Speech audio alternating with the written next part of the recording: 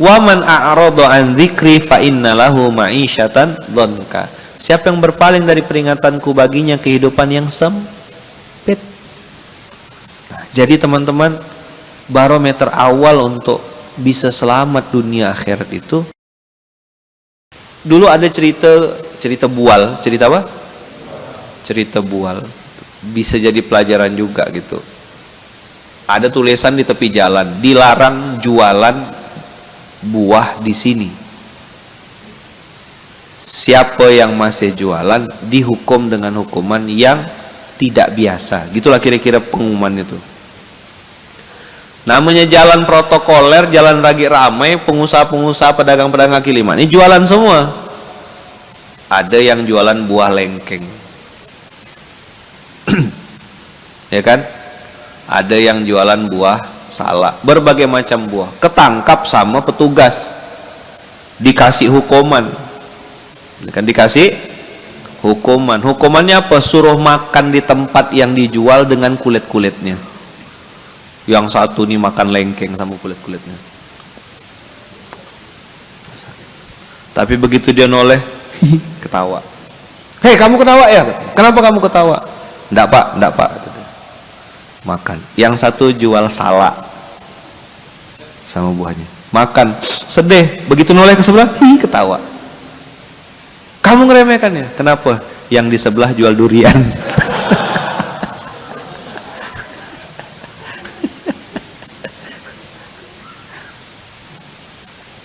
Apa tuh? Hati. Berpikir dari sudut pandang orang lain. Kalau aku jadi dia, gimana ya gitu. Misal, antum posisinya di bandara. Terus ada orang yang kerja membantu check-innya antum, santri bandara.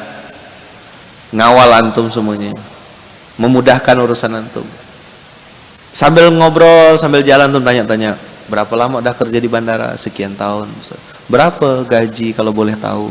Sekian. Oh, Masya Allah. Terus karena kita nih mungkin belum bisa ngasih apa-apa, kita kasih dia doa. Bang, abang nih besar pahalanya bang. Ngapa pula? Karena abang memudahkan urusan orang lain. Saya ingat sabda baginda Rasulullah, barang siapa yang memudahkan urusan orang lain, Allah akan mudahkan urusannya di dunia dan di akhirat. Besar hatinya kawan. Seandainya aku jadi dia, kalaulah aku jadi orang itu, aku akan punya kesan, abang ini paskas, bajunya ini. Nah, awal dasar membangun kesadaran itu adalah merasakan apa yang orang lain rasakan. If I were you, empati bahasanya tuh. Ini langkah dasar. Bagaimana menghidupkan? Tidak bisa pakai otak. Bukan orang pintar, tidak perlu pintar. Tidak harus sekolah sampai profesor doktor untuk membangun empati. Yang teman-teman perlu rasakan adalah hati yang bersih, qalbun salim tadi. Jangan sampai mati rasa. Sini. Betul dia anak buahan teman-teman gaji, tapi panggil itu tidak enak. Jadi kemampuan merasakan apa yang orang lain rasakan itu adalah latihan awal untuk menghidupkan hati. Lubbun tadi, qalbun tadi namanya. Albab. Gimana ini biar hidup? Nah, caranya rasakan apa? Kalau aku jadi dia gimana ya? Aku ngomong sama si fulan ini kasar-kasar tuh apa rasanya ya? Istriku ini kalau diajak ngomong yang keras-keras kira-kira nyambung enggak ya? Atau memang mungkin semesta otaknya tuh belum sampai memang. Setelah sekian tahun atau mungkin pas antum sudah meninggal nanti dia baru paham. Kita dididik dari orang yang berbeda. Nah, apalagi antum berhadapan dengan umat dengan berbagai macam background, latar belakang. Maka tadi malam saya bilang menyatukan hati. Hati ini ada rasanya. Dia pasti nolak dengan yang buruk, pasti nolak dengan yang batil, pasti nolak. Ini dulu jadikan barometer. Istafti qalbak, sal domirok. Tanya sama domirmu, tanya sama hatimu. Emang ngapa sih Ustaz dari tadi ngomong hati, ngomong mata, ngomong telinga, ngomong hati, ngomong mata, ngomong telinga. Antum lihat surat Toha, ini penutup closing. Ayat 124. Waman a'rada an dzikri fa inna lahu ma'isyatan dhanka wa nahsyuruhu yaumal qiyamati a'ma. Tuh ada kata kunci di situ. Apa kata kuncinya? A'ma, buta. Mati lampu antum sudah gelap. Jalan di jalan yang tidak ada lampunya bingung. Pakai mobil jalan malam tapi lampunya mati juga bingung. Ini hari kiamat di padang mahsyar, buta, na'udzubillahi min dzalik. Wa man a'rada an dzikri fa inna lahu ma'isyatan dhanka wa nahsyuruhu yaumal qiyamati a'ma.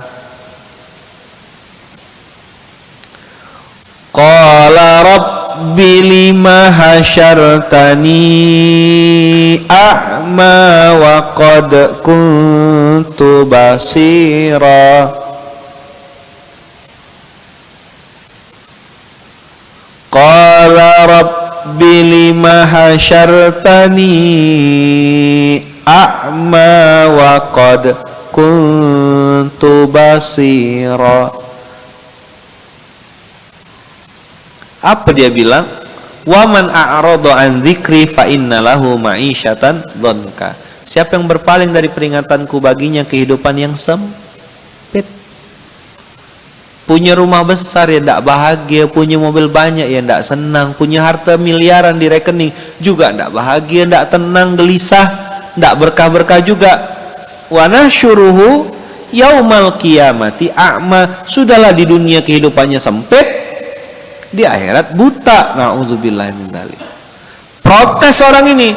Qala rabbi lima hasyartani a'ma wa qad kuntu basira. Ya Allah, kenapa engkau bangkitkan aku dalam keadaan buta? Aku kan dulu bisa melihat. Berarti ini ayat untuk tunanetra atau untuk kita-kita semuanya nih? Kita semua yang hari ini bisa melihat. Akan ada kemungkinan protes begini. Allah jawab dengan sangat keras. Qala kadzalika atatka ayatuna fanasitaha wa kadzalikal yauma tunsa. Begitulah kau melupakan kami dulu di dunia, kata Allah, maka hari ini pun engkau dilupakan. Na'udzubillah. Kita balik nih, antum balik nanti setelah 1 minggu pulang ke rumah terus ketemu sama istri. Kamu siapa ya, kata dia. Tidur di luar. Gimana rasanya? Mama kita lupa sama kita. Saya anak ibu, saya tidak punya anak kayak kamu. Sakitnya luar biasa tuh. Ketemu sama anak, sini nak, sini nak. Anak, bapak ini siapa ya? Om, dari mana om, kata dia. Tak kenal dia. Tak ada yang manggil abi, ayah gitu, tak ada. Itu aja udah seram betul teman-teman. Baru di dunia. Nah gimana kalau yang melupakan kita adalah Rabbul Alamin yang menciptakan kita. Rabbul Alamin yang menciptakan kita. Wa kadzalikal yauma tunsa. Nah, jadi teman-teman, barometer awal untuk bisa selamat dunia akhirat itu menghidupkan hati, membangun empati, membangun rasa. Tidak bisa dibuat-buat, pura-pura nangis, pura-pura kasihan. Tidak bisa, harus turun ke lapangan. Itulah awal, modal dasar kenapa lahir pergerakan itu. Ada kesedihan, ada kegelisahan. Kok anak yatim ini tidak bisa makan enak ya? Kok cuma dipanggil pas Ramadan ya? Awalnya kan itu triggernya. Kenapa makan ikan asin yang perutnya ada ulat-ulatnya? Hati. Seandainya anak kandung aku mondok di tempat kayak gini, sampai ke hati aku nih, termasuk ke lauk nih, oh nggak bisa nih. Habis itu Karena tahu tidak punya modal, tidak punya duit, cerita. Bapak ibu semuanya di sana ada pondok anak yatim semuanya sebagian besar. Sedih bapak ibu, makanya cuma ikan sama ikan asin yang kering yang perutnya sudah berulat, itu pun dikasih sama orang. Kalau pas tak ada lauk, bumbu mie instan itu diseduh dengan air hangat, ditaburkan di atas nasi. Telurnya 3 campur dengan tepung terigu. Ah, benar lah Ustaz. Di mana? Kami mau datang. Ayo Bu, saya tunjukkan tempatnya. Itu step awal. Apa modalnya? Pintar atau hati yang hidup? Nah, ini loh membangun kesadaran tuh. Oh, fenomena sekarang anak-anak muda habis digerus dengan keburukan. Ada yang lewat sosmed, ada yang lewat seks, ada yang video porno, ada yang macam-macam. Ini gimana kalau aku diam-diam jak nih? Berapa yang bisa diselamatkan? Berapa yang mau diajak? Nah, hidup hatinya. Ada kerisauan, ada kegelisahan. Ini kok rasanya tidak terima hati saya kalau anak-anak ini dicekokin dengan permainan-permainan yang tidak benar. Saya sebagai ayah harus ciptakan sekolah, ciptakan lapangan pendidikan, cari guru, bikin kurikulum, mikir. Berawal dari sebuah kerisauan, ketakutan untuk orang-orang jangan sampai jauh dari Allah. Itu hati yang hidup. Antum tidak ketemu itu. Maka saya bilang, apa pentingnya turun ke lapangan? Catat besar-besar. Apa pentingnya turun ke lapangan? Lapangan apa Ustaz? Nanya lagi. Apa pentingnya syahidan? Wa mubashshira wa nadhira. Kenapa syahid dulu? Ya ayuhan nabi, inna arsalnaka syahidan. Kami utus kamu ya Muhammad untuk menjadi syahid. Makanya Nabi Muhammad itu teman-teman berbeda sama nabi-nabi yang lain, tokoh-tokoh spiritual yang lain. Tokoh-tokoh yang lain itu tidak tersentuh. Apa istilahnya Bu Men? Untouchable. Pokoknya di atas, jauh tidak bisa diakses. Tapi Nabiullah Muhammad SAW yamshuna fil aswaq, berjalan di pasar. Artinya apa tuh? Kan sama kafir Quraisy dibully. Nabi kok jalan-jalan di pasar? Nabi kok masuk-masuk ke pasar? Dalam dimensi Islam, Nabi yang turun ke pasar, itulah kelebihannya Islam. Menguasai permasalahan. Turun ke umat, hadir bersama-sama umat. Bukan cuma telunjuk. Apa kayak gini? Nanti saya bahas tuh, feudal leader versus servant leader. Dia turun ke lapangan. Apa pentingnya turun ke lapangan? Menghidupkan hati. Udah? Dapat jawabannya? Ngapain ke lapangan? Menghidupkan. Nanti muncul rasa, oh ya Allah, bibi ini jalan kaki 3 km jualan nanas. Tanah siapa bi? Ya tanah Tohan dek, kata dia. Oh tanah Tohan. Apa yang dijual bi? Ya jualan nanas, jualan cang panjang, pucuk ubi dek. Berapa dapat satu hari bi? Ya alhamdulillah 10.000, 20.000. Cukup bi untuk makan? Cukup dek. Anak engkok satu di Untan, satu di IAIN. Kuliah? Enggak, jualan pakis juga. Oh, jualan pakis juga.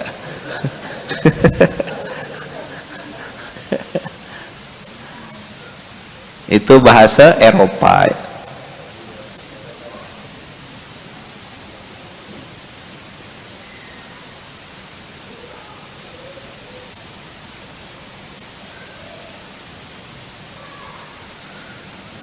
Ya, jelas kira-kira kawan-kawan? Turunlah ke lapangan, menghidupkan hati, rasa. Latih memang. Kok gini ya? Jadi apa nih yang harus aku lakukan? Nanti antum akan ketemu banyak kerisauan-kerisauan itu. Nanti biasanya antum akan bertemu atau dipertemukan Allah, atau antum ditemukan oleh orang baik itu untuk duduk sama-sama bikin rumusan. Apa yang kira-kira bisa kita lakukan? Nah, disitulah berubah dia dari binatang menjadi manusia yang sesungguhnya. Karena punya kontribusi, punya manfaat. Hadirnya itu bisa bantu mikirkan orang lain. Risau, gelisah, kasihan ya Allah. Tapi tidak cukup cuma pakai kata-kata kasihan. Aku harus turun. Tapi tidak cukup juga aku sendirian, harus ngajak kawan. Gitu loh kira-kira urutannya. Nyambung enggak? Nah, tidak pernah turun, tidak pernah hadir. Rasulullah ngajarin yamshuna fil aswaq, kuasai permasalahan, lihat, rasakan dengan hatimu. Nanti kamu tidak jadi binatang. Semakin antum turun ke lapangan, semakin antum hadir bersama umat, semakin antum membersamai mereka, semakin muncul empati. Oh, tidak boleh aku ngomong sembarangan. Nyambung gak kira-kira? Ini hanya trigger, nanti kita bahas detail di kelas. Udah? Jadi teman-teman, hati yang mati itu berarti kita sudah jadi auto binatang. Lah gitu ya istilahnya. Hati yang mati otomatis jadi binatang. Nah, titik lah. Kau ingat-ingat kebaikan orang padamu, kok kau ingat keburukannya terus, benci, kesal, dongkol, mati hatimu. Segemuk-gemuknya ikan, ada tulangnya. Sekurus-kurusnya ikan, ada dagingnya. Sebaik-baiknya orang, ada buruknya. Seburuk-buruknya orang, ada baiknya. Apa yang bisa menimbang itu? Pikiran, logika, atau hati? Hati. Maka saya bilang kalau hatinya sudah mati, auto binatang, titik.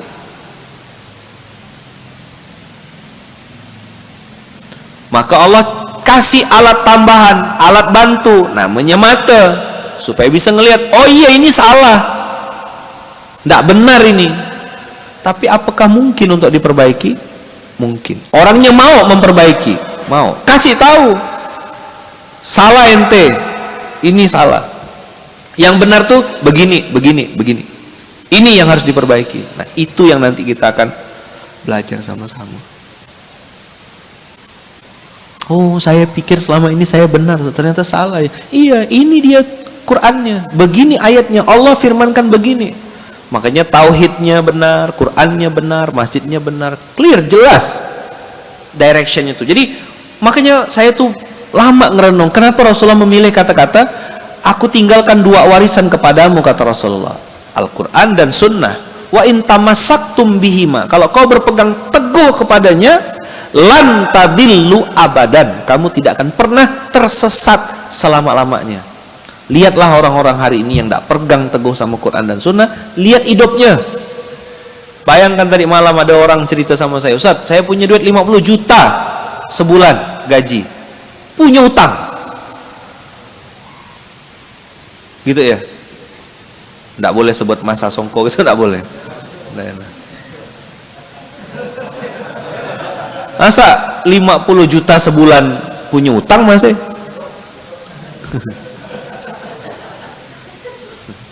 Gajinya 60 juta ngerampok tempat kerjanya sendiri karena punya utang 1,5 miliar.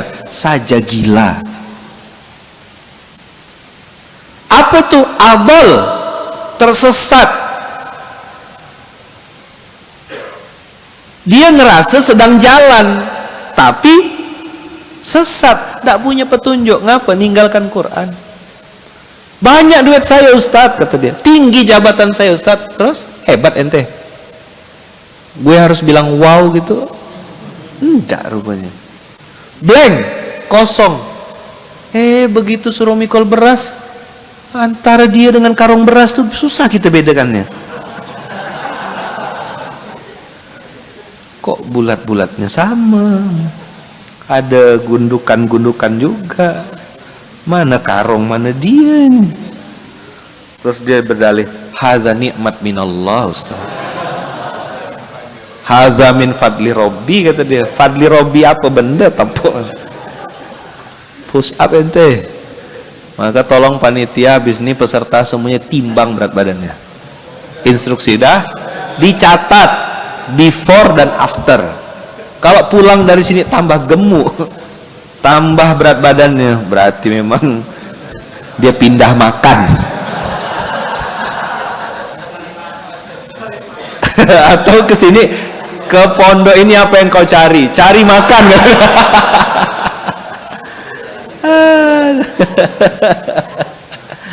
La ilaha illallah Muhammadar Rasulullah.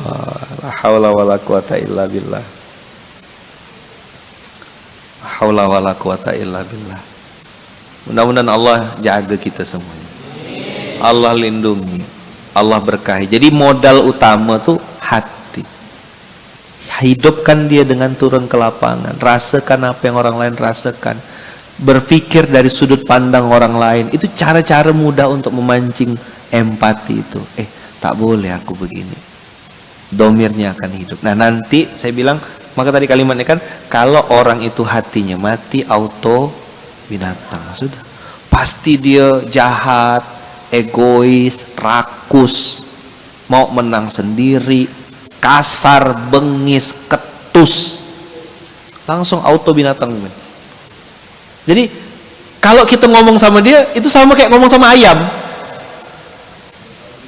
Ayam KUB masih bagus betelok. Ya, ini betelok tak bisa gak? Ayam tuh teman-teman mati ada manfaatnya. Kalau masih hidup namanya ayam apa?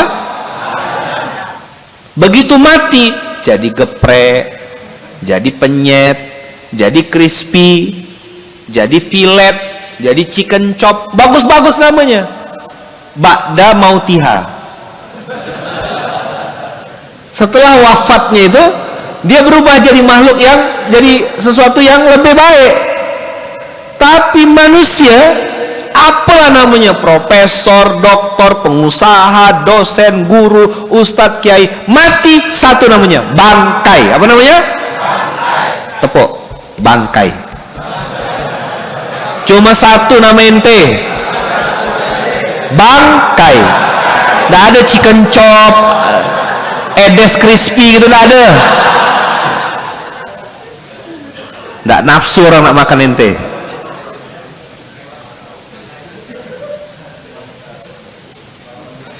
Lihat, ayam mati masih ada manfaat. Ente mati cuma satu namanya, bang,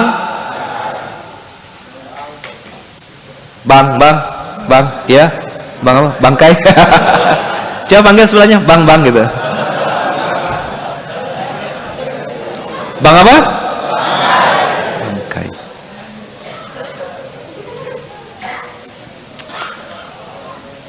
Jelas sekarang bedanya. Tahu antum kenapa harus menghidupkan hati itu? Binatang. Balhum adol kata Allah. Bahkan mereka lebih sesat daripada binatang. Kok bisa Allah nyindir sampai binatang saja udah jelek, balhum adol lagi? Kenapa lebih sesat? Ya karena binatang itu kalau mati ada manfaatnya masih. Manusia mati udah tidak ada fungsinya sama sekali. Lihatlah kelakuannya. Mana ada segarang-garangnya harimau tuh, tak sampai rasanya dia nak bunuh anaknya sendiri. Antum lihat nonton film-film tentang binatang tuh, yang ada penguin berdiri di atas salju untuk jaga satu buah telur tuh, sama lama berbulan-bulan tak makan, dia nahan tuh, tengok dia nahan anaknya. Kemarin tengok berita, ya Allah, bapak perkosa anak sampai hamil. Itu yang dibilang Allah, balhum adol. Ikan arwana tuh kalau nyimpan benihnya kan di mulutnya tuh kan, di mulutnya tuh lama-lama berapa bulan, berapa lama Allah kasih. Itu pakai hati nurani. Ya Allah, ikan itu hatinya kolbun salim gitu lah. Ya enggak lah, masa ikan pakai kolbun salim. Itu insting. Kucing di rumah saya itu punya anak 4 kan. Anak satunya tuh tak ada, 3 ya dia. Ngeong-ngeong kayak apa? Ngapa nak? Di rumah tuh kan kucing dianggap anak. Ya, jadi kalau ngomong sama Fayat, buang tai adik-adiknya tuh. Iya, saya ngomong sama Fayat tuh gitu. Tai kucing kan misalnya gitu kan, buang tai kucing adik-adiknya tuh. Ini adiknya siapa adiknya? Gelisah dia, beribut. Ngapa nak? Tengok. Oh ya cuma 3, sebentar saya carikan. Saya ngomong sama dia tuh kayak ngomong sama anak, sebentar ayah carikan. Bukakan pintu, rupanya anaknya lagi di luar, lagi main gitu. Langsung didekati dia, dipeluk-peluk, dicium-cium, dijilat-jilat. Gini binatang nih. Ada manusia zaman sekarang anaknya pergi tak balik santai ya dia. Biasa, pergilah kau. Kau tak keluar ke malam minggu kena, tak laku ke, tak ada ngajak kau jalan ke. Ya Allah, anaknya dilelangnya. Ayam tak balik cari. Tupperware hilang cari. Pengalaman kayak gini. Istrinya ada nggak di sini? Suami tak pulang, cari sampai rumah kena omel. Tepuk sebelahnya, nyaman.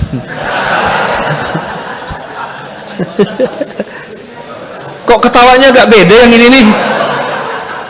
Hah? Ini dari mana ini? Panjenengan ini ki tekondi. Aduh dan kena aku ndak. Aku iki branch manager loh. Waduh. Branch manager. Wong deso jadi branch manager. Mimpi opo ya kan, muka-muka antum kan muka-muka deso. Tahu-tahu berubah dari GIB jadi BMI, jadi branch manager. Belepotan nyebut I am is, udah pakai I am is pula. I am is branch apa branch? Gimana nyebutnya nih? Tadi malam tuh bingung kan? One heart ke one heart. One heart kata dia kan. One perception ya kan. One purpose ke purpose. Kak tidilah itu. Lawong yesterday ready. Lawong yesterday ready. Wong deso, come from deso. Ya, enggak apa-apa. Deso secara penampilan, deso secara wajah, tapi enggak deso secara pemikiran, kesadaran. Punya kepedulian, punya empati, punya hati yang hidup. Itulah manusia yang sesungguhnya.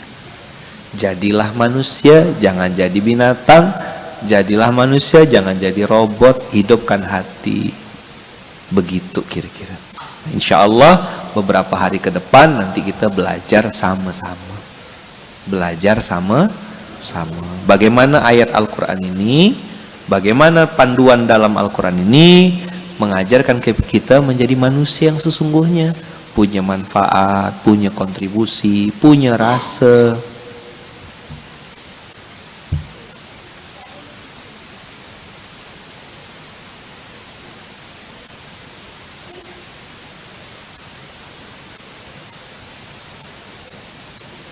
Ada yang mungkin protes, mayat Ustadz kalau bangkai, wow kasar kali ya, benar-benar macam binatang.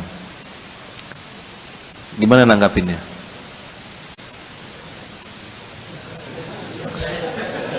Hah?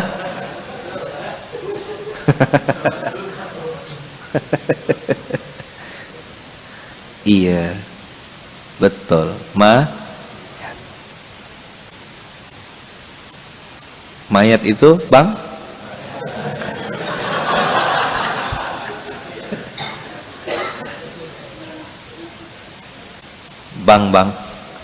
jadilah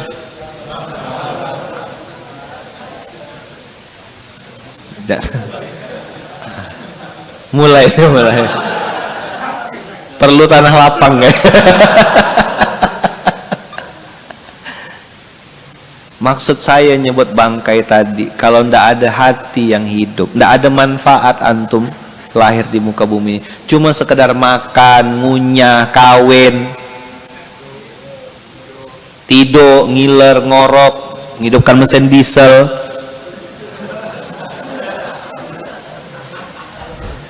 Siapa yang tadi malam dieselnya hidup?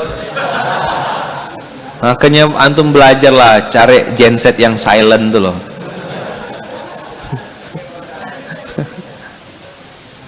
Ya kan, pakai peredam. tutup bantal ke, tutup karung ke, ya kan? Nggak ada fungsinya, nggak ada manfaatnya. Allah bilang kayak binatang, balhum adol. Allah tuh kalau ngasih perumpamaan tuh masih halus, seperti binatang. Makanya kalau nggak punya manfaat manusia itu matinya jadi bangkai. Pertanyaannya, mau ndak? Kan jawabannya ndak mau. Maka berubahlah, jangan sampai jadi bangkai. Meninggal kita. Makanya golek sangu mati tadi malam tuh ngomongnya, GSM itu tidak terbantahkan. Mau ngomong sama siapapun pasti pengen masuk surga. Apa yang sedang kita siapkan menuju kematian yang pasti itu harus kita cari. Tidak bisa nunggu diam di tempat. Nyambung tidak kira-kira teman-teman? Modal awal untuk golek sangu mati adalah menghidupkan hati. Gitu loh. Nyambung tidak nih? Cuma mau ngomong itu aja saya 55 menit menjelaskannya. Mulailah perjalanan golek sangu matimu dengan menghidupkan hatimu.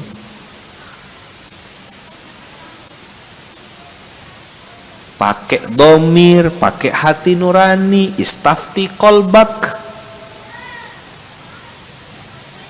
Pendek sebenarnya materi. Tapi kalau saya bilang hidupkanlah, mulailah perjalanan golek sangu matimu dengan menghidupkan hatimu. Subhanakallahumma wa bihamdika. Tidur antum pasti habis itu. Ini ya kayak gini masih digebrak meja masih tidur. Beda. Banyak yang dipikirkannya. Tahajudnya 1:30 kayaknya tadi malam.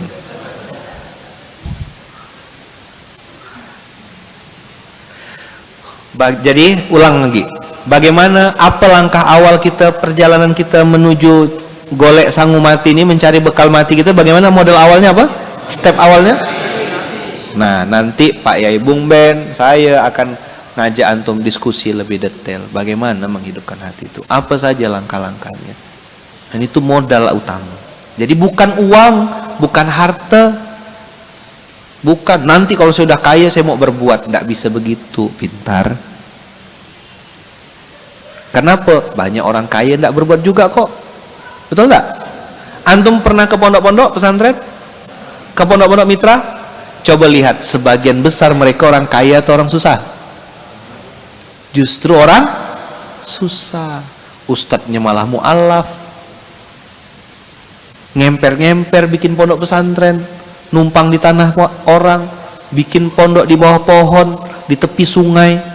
Sial nengoknya, betul enggak? Pertanyaannya, dia miskin secara harta, tapi kaya secara jiwa. Apa yang buat dia bergerak? Hatinya hidup. Nyambung tak kira-kira nih? Nah, kalau kita ngerasa manusia, hidupkan hati. Itulah perjalanan awal kita golek sangu mati itu. Oh, saya ini kurang sensitif selama ini, cuek betul, kasar, masa bodoh jadi orang. Mati berarti hati saya. Ramadan ini waktu terbaik untuk menghidupkan hati. Dilipat gandakan sama Allah, peluang amal dibuka-buka. Kita duduk sama-sama belajar, hidupkan hati. Antum lagi bersimulasi, berinteraksi dengan seluruh Indonesia hari ini, sadar gak? Ketemu orang Aceh, ketemu orang Kediri, ketemu orang Jogja, ketemu orang Lampung. Antum sedang bersimulasi ketemu dengan seluruh Indonesia. Begini karakter manusia, beda-beda. Tapi ketika hatinya sama, antum akan ngerasa nyaman dan nyambung. Punya saudara nanti. Makanya ahlan wa sahlan wa marhaban bikum. Antum jadi saudara saya, antum mudah urusannya insya Allah, dan kami sambut dengan sambutan yang terbaik. Itu kira-kira pembukaan untuk materi kita hari ini. Insya Allah kita minta sama Allah semoga semakin hari semakin tambah ilmu kita, semakin hari semakin hidup hati kita, semakin hari semakin baik kita hubungannya dengan sesama kita, semakin hari semakin santun tutur kata kita, semakin hari semakin sopan kita berinteraksi, semakin hari semakin rendah hati, semakin hari semakin hidup hatinya. Dan mudah-mudahan ini menjadi perjalanan sesungguhnya menuju perjalanan kembali kepada Allah. Al-Fatihah.